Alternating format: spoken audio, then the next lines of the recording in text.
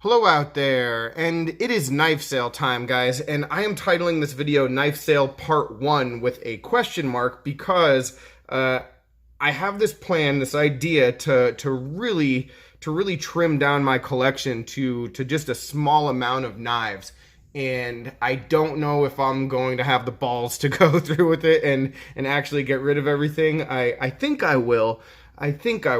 But today is going to be just a small sale that's going to potentially start the ball rolling, and then we'll see more as time goes. I have no timetable for how long this is going to take for all this to happen, so who knows what's actually going to end up being available and what isn't. A couple caveats when it comes to the knives that you're going to see today. I don't know how other people are. Like, my knives aren't all in perfect condition, so pay attention when I talk about like the condition of each knife. Also, when it comes to the prices, certainly there's some room for negotiation, especially with some of the older discontinued stuff. My prices might be way off. If there's something you're interested in, reach out to me, let me know, and maybe we can work something out. But yeah, if something just seems completely out of left field, like, sorry. I'm not perfect and I don't always know the value of things, and so yeah, there's that. These two knives are special ones that we're going to get back to at the end of the video that are going to be available for sale today, but not necessarily benefiting me. So hold on to those, and let's just get started with the ones that we are going to sell. So I have a couple on like the more budgety side that I'm going to be moving on from. Here is the CRKT CEO. This is the Blade HQ exclusive with the micarta and then like the copper colored liners. Really sweet knife. It's just one that I don't know, I just don't use. I have a deep appreciation for it. I really like the design. I like the look of it. Ultra classy. It actually cuts pretty well. This one's in pretty darn good shape. The fit and finish on it is good. The action is good. So zero issues with it as far as performance. These sold for like 65 bucks, I think. Yeah, so let's say 50 bucks for this. And all this stuff is going to be through PayPal, friends and family. All of it is shipped. Annotations or description to see what's still available, all that good stuff. Make sure it's legal where you live. Make sure you're over 18. Yada, yada, yada, yada, yada. All right, so 50 bucks for this. All right, so there's that one. Another relatively inexpensive one here is the Kershaw copper Natrix. This is the first copper Natrix. This one, I don't know, I was thinking about putting this one in a bigger lot, but I thought that, you know, maybe it would be something interesting just at a decent price for someone just to pick up who didn't want to spend what they were costing. We'll say $40 on this one. This is one of the first ones that came out. I mean, like early. And a lot of people had issues, and I never did. Mine was always perfect. I took it apart a number of times. The action is good. The lockup is good. I've anodized it. I haven't anodized it. I've done that speckle pattern on the copper. So as it patinas, it looks just like super cool. So it's got a little bit of a unique finish on it. Great little knife, but again, it just it didn't wear out its welcome, but after a while, I just stopped really carrying it. So 40 bucks for this one, shipped. All right. We do have one $100 knife lot that we're going to get back to. So here's an interesting one, and when we talk about price, this is one of those knives that I really am just not sure about. This is the Kizer Corto. This is arguably my favorite Kizer of all time, but I just have a lot of good knives, and I don't know, it's hard to get rid of a good knife that has served you well and that you've enjoyed, and this one has been carried, it's been used. You might see some like little nicks and scratches in the titanium here. You might not, because the finish, there you go, because the finish is pretty darn good, but you know, it does have some wear on it. Nothing too major though. But this is discontinued, and it's just one of the most classic EDC designs that I don't know that I've ever really come across. All these, like, I'll clean these knives up a little bit too, you know, just this, like, you know, this kind of stuff. Anything before it's shipped, so don't really worry about that. And lubricate and all that good stuff as well. This one, S35VN, it's got this G10 inlay here. Really sweet knife, but there's none even on eBay, so it's just a hard knife to find. I'm going to just throw out $150. I think that there is a person out there who will definitely pay that. Will they see this video and know that I have one for sale that's in good condition? I don't know. So, so make me an offer and let me know your thoughts. But Kizer Corto, really good knife. Here's another one that, if you guys have been following the channel, you might be familiar with. This is the Case and Southern Grind collaboration. This is the Sharktooth. And this is a knife that I had a lot of problems with, guys. So, again, these aren't perfect knives. I had problems getting this knife back together when I took it apart. So we have some stripped hardware down here. So if you do ever have to take it apart, you're probably going to have to mail it in. It would go to Southern Grind, by the way, are the people who would do the warranty for this knife. Now, that said, the goal when I was taking it apart and had those issues was to get the action improved. And the action on this knife, I mean, the D10 is a little bit soft, but the action on this knife is excellent.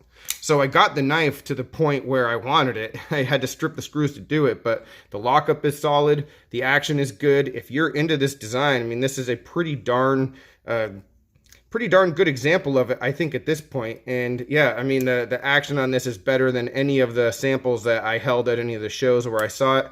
Really good looking knife. These ran for 180, 190 bucks when they first came out. We're going to say 120. So yeah, you might never have a problem with it. Might never have to take it apart. If you do, you'll have to send it in. I don't know. It's worth a shot. I'd like to get rid of it though. All right, and here's one that's gonna shock some people. Guys, I love this knife. All right, this is my one knife for everything, and I hold to that if you had to just take away every single knife that's been made, that's come through my hands, and I could only have one to do all the tasks with that I needed, this would be right up there. I mean, I said it was number one for a long time. I don't have a reason to change my mind on that. Sorry, I have dog fur all over this. The Domino is just a fantastic knife. They're hard to come by these days. This blue carbon fiber weave is, I'm told, the rarest of the group of them. So the action on mine is pretty good. You can see it has a pretty nice edge on it as well. The thing is, I just don't carry it, you know? Like, I've got this big desk here, and you can't see it here, but I have a whole bunch of knives that I just keep on the desk all the time because I cycle through them so often and I get them in hand. And this knife, I just don't have it out. I don't know. I don't know what the problem is. Every time I take it out, I have this affinity for it, but there's no point in me keeping it around. And yeah, it's one of the best Spydercos I've ever come across, but hopefully there's someone out there who wants to get their hands on it, and we'll enjoy it. We'll say, oh God, we'll say $220. I was told between $200 and $300 for this knife. So let's say $220 on the Spyderco Domino. I don't know. If that's a good deal, great. If it's a shitty deal, then it won't sell, and oh well. And sorry guys, I was getting nostalgic about the Domino here, and I left out one of the main points when it comes to the condition of this knife. It's in actually like pretty damn good shape across the board. The one issue that I had with it was a lot of Loctite, and so if you take a look at it, like the pivot screw here is not in the best condition, and so it might be pretty difficult to disassemble. You know, I personally, yeah, I personally messed that up a little bit. So just something to be aware of there. Again, it's like just fine, lubricate, pretty good and snappy. So no like true issues, but I'm sure if you were able to get this thing apart, it could be cleaned up and dialed in a little bit better. So just something to think about with the Domino. All right, so now I've got one $100 lot, and I've done these before. So these knives that I'm bringing out are all going to be part of one purchase for $100. So the price on these is not negotiable.